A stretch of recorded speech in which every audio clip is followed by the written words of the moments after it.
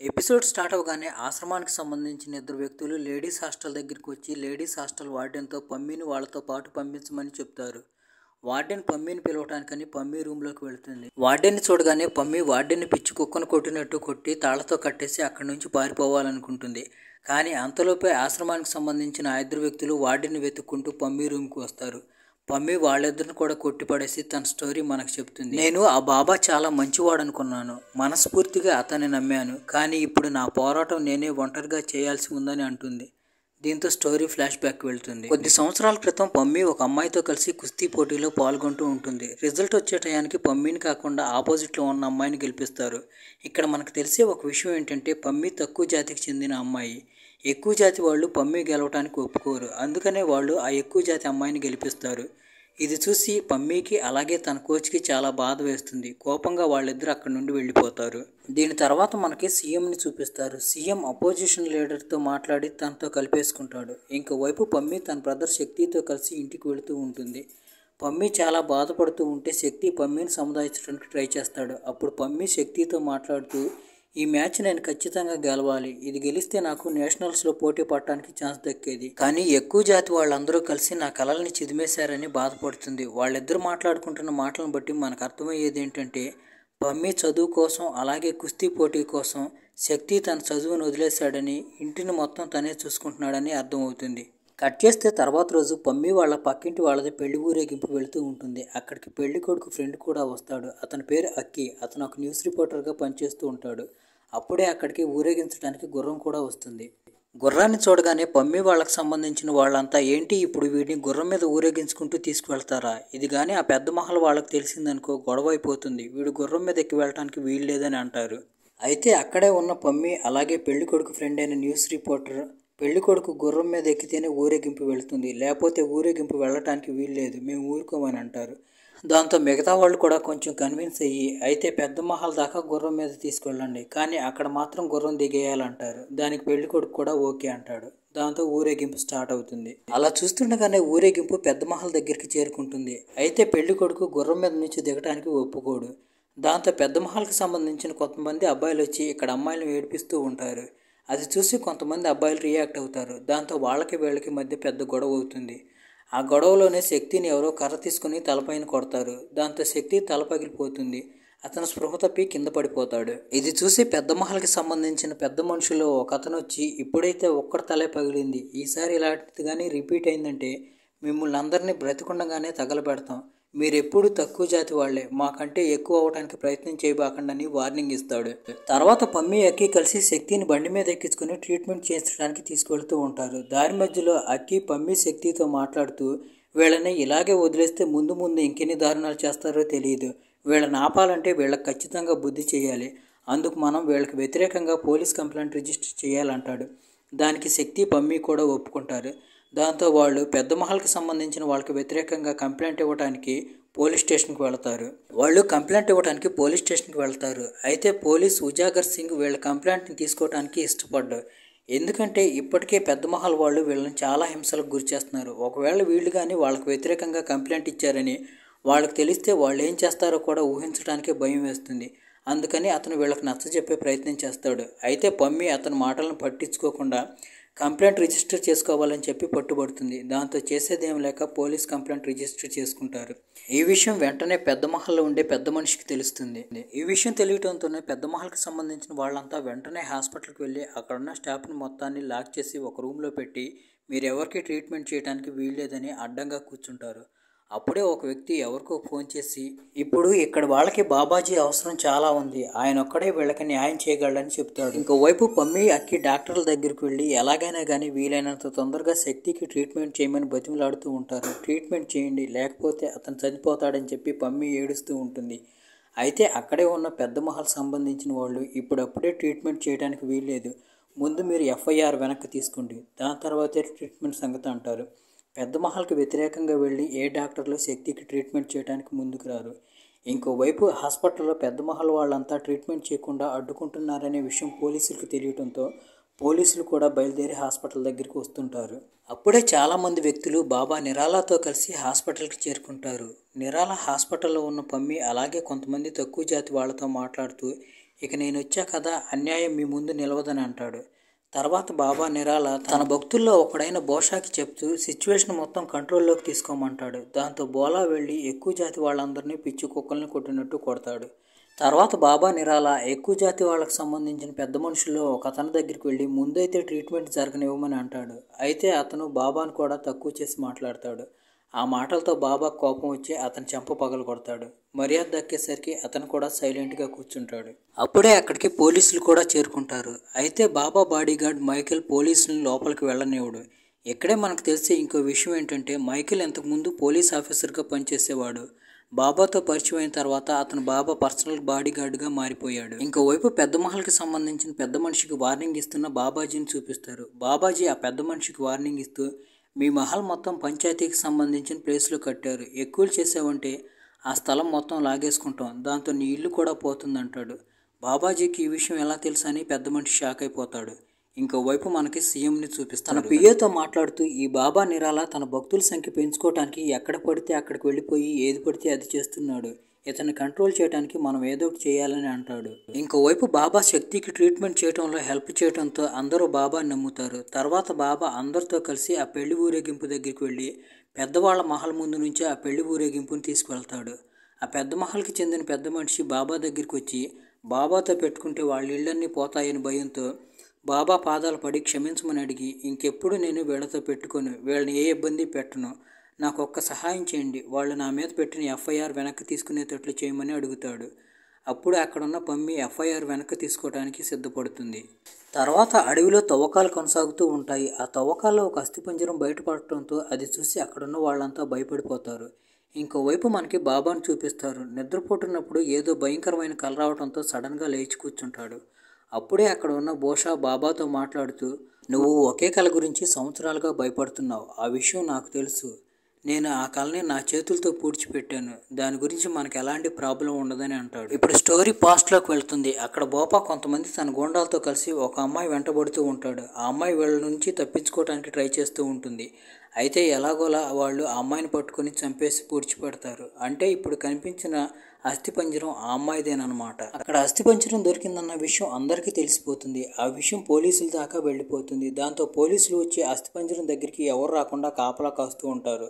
అయితే అక్కి ఎలాగోలా చేసి దొంగతనం అస్థిపంజరాన్ని వీడియో తీస్తూ ఉంటాడు. అయితే పోలీసులు ఎలాగోలా అక్కి గురించి కనుక్కొని వచ్చి ఆ ఫుటేజ్ మొత్తాన్ని డిలీట్ చేస్తారు. ఎందుకంటే పైనుంచి ఆర్డర్స్ ఉన్నాయి, అస్థిపంజరం దాకా ఎవరు వెళ్ళటానికి వీలు లేకుండా జాగ్రత్తగా చూసుకోమని. తర్వాత ఎస్పీకి పై ఆఫీసర్ ఫోన్ చేసి వీలైనంత త్వరగా ఆ కేసు క్లోజ్ అయిపోయేటట్టు చూడండి, ఎందుకంటే తొందరలో ఇక్కడ ఫ్యాక్టరీ పనులు స్టార్ట్ అవబోతున్నాయి, ఒకవేళ ఇది కానీ ఇలాగే కంటిన్యూ అయితే ఆ ఫ్యాక్టరీ పనులు ఆగిపోతాయి అని అంటాడు. నిజానికి సీఎం ఆ అడవిలో ఒక ఫ్యాక్టరీ ఓపెన్ చేయడానికి పర్మిషన్ ఇస్తాడు. అందుకనే దానికి ఎలాంటి ఆటంకం రాకుండా వీలైనంత తొందరగా ఈ కేసుని క్లోజ్ చేయాలని పోలీసులు చూస్తూ ఉంటారు. తర్వాత ఎస్పీ మిగతా పోలీసులకు ఫోన్ చేసి అస్థిపంజరాన్ని పోస్ట్ మార్టంకి పంపించి పైన ఏదో ఒక రిపోర్ట్ రాసి ఆ కేసును క్లోజ్ చేయమని చెప్తాడు. అప్పుడే అక్కడికి ఎక్స్ సీఎం వస్తాడు. అతను ఈ కేసులో కొంచెం ఎక్కువ ఇంట్రెస్ట్ చూపిస్తూ ఉంటాడు. ఎందుకంటే ప్రజెంట్ సీఎంని బదనాం చేయడానికి ఇది యూజ్ చేసుకోవాలని అతని ఐడియా. ఇంకోవైపు సీఎం దగ్గరికి ఆ కంపెనీ ఓనర్ వచ్చి వీలైనంత తొందరగా ఈ కేసు క్లోజ్ అయ్యేటట్టు చేయండి, లేకపోతే మా పనికి ఇబ్బంది అవుతుందని అంటాడు. ఇంకోవైపు మనకి ఎక్స్ సీఎంని చూపిస్తారు. హుకుమ్ సింగ్ తన పార్టీ మెంబర్స్తో ఈసారి ఎలాగైనా కానీ సీఎంని ఓడించాలని చెప్పి మాట్లాడుతూ ఉంటాడు. అప్పుడే హుకుమ్ సింగ్ పార్టీ మెంబర్లో ఒక అతను లేచి, నువ్వు ఎప్పటికీ సీఎంని ఓడించలేవు, ఎందుకంటే మేమంతా సీఎంతోనే కలిసి పనిచేస్తున్నామని తనతో పాటు చాలామంది మెంబర్స్ని తీసుకుని అక్కడ నుండి వెళ్ళిపోతాడు. చేస్తే ఇంకోవైపు పమ్మి తన ఫ్రెండ్స్తో కలిసి క్యాంటీన్లో కూర్చొని ఉంటుంది. పమ్మిని ఓడించిన ఆ అమ్మాయి పమ్మిని నేను అలా ఓడించాను ఇలా ఓడించానని చెప్పి గబ్బాలు కొట్టుకుంటూ ఉంటుంది. ఆ మాటలు విని పమ్మికి విపరీతమైన కోపం వస్తుంది. ఆ అమ్మాయితో కుస్తీ చేసి ఆ అమ్మాయిని కుక్కను కొట్టినట్టు కొడుతుంది. అయితే అక్కడే పమ్మికి సంబంధించిన ఒక అతను నుండి పమ్మిని తీసుకుని వెళ్ళిపోతాడు. తర్వాత అతను, నువ్వు అమ్మాయిని కొట్టకుండా ఉండాల్సింది, ఇప్పుడు ఇదే విషయం వాళ్ళ అన్నయ్య వాళ్ళకి తెలిసిందంటే వాళ్ళు నిన్నేం చేస్తారో ఊహించడానికి కూడా భయం వేస్తుందని అంటాడు. అయితే పమ్మి, వాళ్ళకంటే గొప్ప అతను నాకు ఒక అతను తెలుసు, వీళ్ళందరికీ అతను బుద్ధి చెబుతాడని అంటుంది. అక్కడి నుంచి పమ్మి బాబా నిరాళాన్ని కలవడానికి అతని దగ్గరికి వెళుతుంది. ఇంకోవైపు ఆ అమ్మాయి వాళ్ళ అన్నయ్య పమ్మి వాళ్ళ ఇంటికి వచ్చి పమ్మి గురించి అడుగుతాడు. అయితే శక్తి ఏం మాట్లాడపోవడంతో అతను శక్తిని విపరీతంగా కొట్టి అక్కడి నుండి వెళ్ళిపోతాడు. కాసేపటి తర్వాత పమ్మి ఇంటికి వస్తుంది. శక్తి పమ్మి పైన కోప్పడిపోతూ, ఇవాళ ఏం ఘనకార్యం వెలగబెట్టి వచ్చావు అని అడుగుతాడు. దానికి పమ్మి ఏం మాట్లాడకుండా సైలెంట్గా తన రూమ్లోకి వెళ్ళిపోతుంది. తర్వాత పోస్ట్ మార్టం రిపోర్ట్ తీసుకువెళ్ళటానికి ఉజాగర్ సింగ్ డాక్టర్ దగ్గరికి వస్తాడు. ఆ డాక్టర్ కొత్తగా వచ్చింది. దాంతో ఆమె సిన్సియర్గా రిపోర్ట్ రాస్తుంది. డాక్టర్ ఉజాగర్ సింగ్తో మాట్లాడుతూ చనిపోయిన అమ్మాయి 20 నుంచి 25 సంవత్సరాల లోపు ఉంటుంది. ఈమెను ఎవరో కత్తితో పొడిచి దారుణంగా మర్డర్ చేశారు. ఎలాగైనా మీరు ఈమెకి న్యాయం చేయాలని అంటుంది. అప్పుడే అక్కడికి రిపోర్టర్ అక్కి వచ్చి డాక్టర్ నటాషాని ఆ పోస్ట్ మార్టం గురించి అడుగుతాడు. ఆమె ఆ ఇంటర్వ్యూలో మొత్తం చెప్తుంది. డాక్టర్ నటాషా అక్కడి నుంచి వెళ్ళిపోయిన తర్వాత ఉద్దవ్ అక్కి దగ్గర నుంచి ఆ టేప్ మొత్తం లాగేసుకుంటాడు. ఎందుకంటే ఆ కేసు గురించిన డీటెయిల్స్ ఇవి బయటకు వెళ్ళటం అతనికి ఇష్టం లేదు. ఇంకోవైపు మైకేల్ బాబా దగ్గరికి వచ్చి అస్థిపంజరం వల్ల మనకు ఎలాంటి చిక్కులు రావు కదా అని అంటాడు. దానికి బాబా మైకేల్తో నువ్వు ఏం చేయాల్సిన అవసరం లేదు, జస్ట్ అబ్జర్వ్ చేస్తూ ఉండమని అంటారు. తర్వాత రోజు పమ్మి కాలేజీకి వెళ్తున్నానని చెప్పి ఇంటి నుండి బయలుదేరుతుంది. పమ్మి ఎక్కడికి వెళ్తుందో చూద్దామని చెప్పి శక్తి కూడా ఫాలో అవుతాడు. పమ్మి కాలేజీకి వెళ్తున్నానని చెప్పి బాబా ఆశ్రమానికి వెళుతుంది. బాబా ఆశ్రమానికి వెళ్ళిన పమ్మిని చూసి శక్తి షాక్ అవుతాడు. కాలేజీకి వెళుతుందని చెప్పి తనను మోసం చేసిందని శక్తి బాధపడతాడు. తర్వాత శక్తి పమ్మి దగ్గరికి వెళ్ళి పమ్మిని తిడతాడు. నువ్వు కాలేజీకి వెళ్తున్నానని చెప్పి ఇక్కడికి వస్తున్నావు, రోజు నువ్వు ఇదే పని చేస్తున్నావు అని కోపపడతాడు. అయితే పమ్మి ఈ బాబా చాలా మంచోడు, చాలా మందికి అతను సహాయం చేస్తాడని అంటుంది. తర్వాత శక్తికి పమ్మి బాబాజీ నిర్మించిన వృద్ధాశ్రమాన్ని, బాలికల హాస్టల్ని, కాలేజీని అన్నీ చూపించి ఇక్కడ బాబా అందరి కోసం అన్నీ ఏర్పాటు చేశారు. ఎవరూ ఆకలితో చావాల్సిన అవసరం లేదు. త్వరలోనే నేను కూడా సాధ్విగా మారిపోవాలనుకుంటున్నానని పమ్మి శక్తితో అంటుంది. ఆ మాటలు వినగానే శక్తికి పై ప్రాణాలు పైనే పోయినంత పని అవుతుంది. అప్పుడే పమ్మి అక్కడున్న రూతాస్ అనే ఒక అతన్ని పిలుస్తుంది. అతను కూడా బాబా గొప్పల గురించి డప్పు కొట్టి మరీ చెప్తాడు. అదంతా విన్న శక్తికి బాబా నిజంగానే గొప్పోడేమో మంచోడని చెప్పి నమ్మటం స్టార్ట్ చేస్తాడు. రూతాస్ ఇంకా నేను ఒక కంపెనీలో పనిచేస్తున్నాను, అది కూడా బాబాదే, ఇక్కడ నాకు 20,000 జీతం వస్తుందని చెప్తాడు. కట్ చేస్తే మనకు బాబాని చూపిస్తారు. బాబా తన భక్తులకు అందరినీ మోహాన్ని మాయని వదిలేయండి అని చెప్తూ ఉంటాడు. అప్పుడే అక్కడున్న ఒక 3 వ్యక్తులను చూపించి వీళ్ళు చూడండి గొప్ప వ్యాపారులు, వీళ్ళకున్న ఆస్తిపాస్తులన్నీ ఆశ్రమానికి రాసిచ్చి సన్యాసులుగా మారిపోబోతున్నారని అంటాడు. అప్పుడే వాళ్ళు బాబాతో మమ్మల్ని వదిలిపెట్టేయండి, మమ్మల్ని వెళ్ళనీయండి అని బతిమలాడుకుంటూ ఉంటారు. అప్పుడే బాబా వాళ్ళ దగ్గరికి వచ్చి ముందు మీరు ఈ ప్రసాదాన్ని తీసుకోండి, మోహమాయల్ని వదిలేయండి అంటాడు. వాళ్ళు ఆ లడ్డూ తినగానే బాబా మాటలు వినటం స్టార్ట్ చేస్తారు. ఎలాగంటే ఆ లడ్డూలో ఏదో కలిపినట్టు. తర్వాత బాబా అందరి ముందే వాళ్ళని శుద్ధీకరణ చేసి ఆశ్రమంలో జాయిన్ చేసుకునే ముందు వాళ్ళని ఒక డాక్టర్ దగ్గరికి పంపిస్తాడు. అసలు ఇక్కడ ఏం జరుగుతుందో మనకి ముందు తెలుస్తుంది. ఇంకోవైపు ఇంటికి వెళ్తున్నప్పుడు శక్తి పమ్మిని తిడుతూ ఉంటాడు. నువ్వు సాధ్వి గిద్వి అవ్వాలంటే తర్వాత అవ్వచ్చు, కానీ ముందు జీవితంలో ఏదో ఒకటి సాధించంటాడు. కానీ పమ్మి శక్తి మాటలు వినిపించుకునే స్థితిలో లేదు. తను సాధ్వినే అవ్వాలనుకుంటుంది. తర్వాత రోజు ఉజాగర్ డాక్టర్ నటాషా దగ్గరికి వచ్చి మేడం వీలైతే మీరు ఈ పోస్ట్ మార్టం రిపోర్ట్ని మార్చి రాయండి, పైనుంచి బాగా ప్రెషర్ ఉంది, నార్మల్గా ఉండేటట్టు రాయమని అంటాడు. ఆ మాటలు విని నటాషాకి కోపం వస్తుంది. మీరు అసలు పోలీసులైనా మనుషుల్లాగైనా ఆలోచించండి, కనీసం ఎవరో ఆ అమ్మాయిని మర్డర్ చేసి చంపేశారు, ఆ అమ్మాయికి న్యాయం చేయండి అని అంటుంది. ఆ మాటలు విని ఉజాగర్కి చాలా బాధ వేస్తుంది. మనం పోలీసులమై కూడా కనీసం ఏం చేయలేకపోతున్నాం, ఏదో ఒకటి చేయాలని అనుకుంటాం. ఆ రోజు రాత్రి ఇంటి దగ్గర పమ్మికి శక్తికి గొడవ అవుతుంది. దాంతో పమ్మి బాబా దగ్గరికి వెళ్ళి సాధ్విగా మారిపోవాలని ఇల్లు వదిలేసి ఆశ్రమం దగ్గరికి వస్తుంది. ఆశ్రమం దగ్గరికి వచ్చిన తర్వాత పమ్మి బాబాతో మాట్లాడుతూ బాబా నేను ఇల్లు వదిలేసి వచ్చేసాను, నన్ను కూడా సాధ్విగా మార్చేయండి, నేను ఇక్కడే ఉంటూ మీ సేవ చేసుకుంటానని అంటుంది.